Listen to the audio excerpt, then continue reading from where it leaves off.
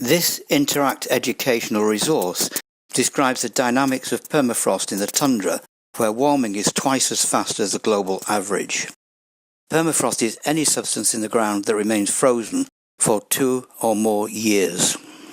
In summer, if we dig down in the tundra, we see the top layer of soil is not frozen and supports vegetation, but the layer beneath is still frozen. This is the permafrost, which may contain ice lenses. Below that is unfrozen soil or bedrock. In autumn and early winter, the active layer starts to freeze, both from the bottom upwards and from the top downwards. During winter, when the snow arrives, both active layer and permafrost are frozen. However, at the soil surface there are often freeze-thaw cycles and heaving upwards of the soil surface that produce cracks in which ice wedges may form. These cracks are described in another educational resource.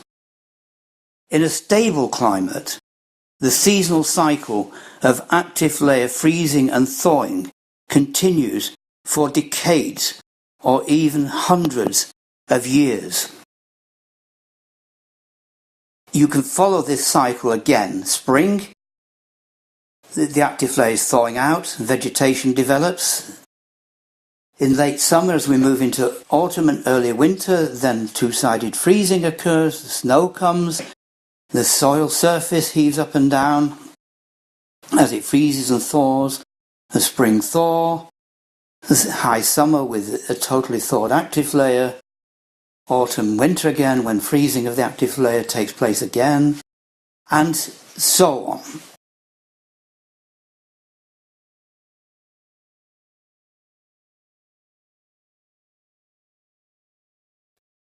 In a period of climate warming, the stable seasonal pattern breaks down.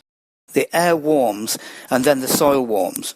The active layer begins to increase in thickness as the surface of the permafrost thaws and its ice lenses melt.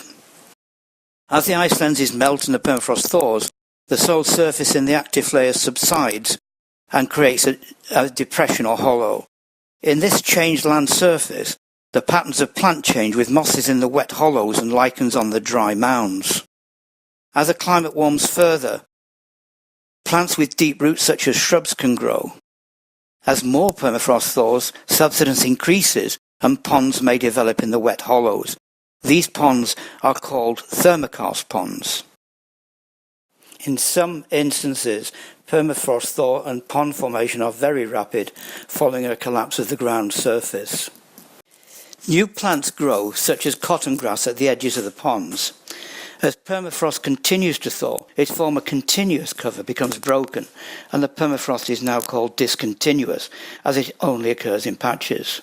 Eventually, even these patches will thaw, and there will be no permafrost in this area. In some areas of the Arctic that recently had continuous permafrost, we now have discontinuous permafrost, and in some areas at the edge of the Arctic where we had discontinuous permafrost, the permafrost has now gone.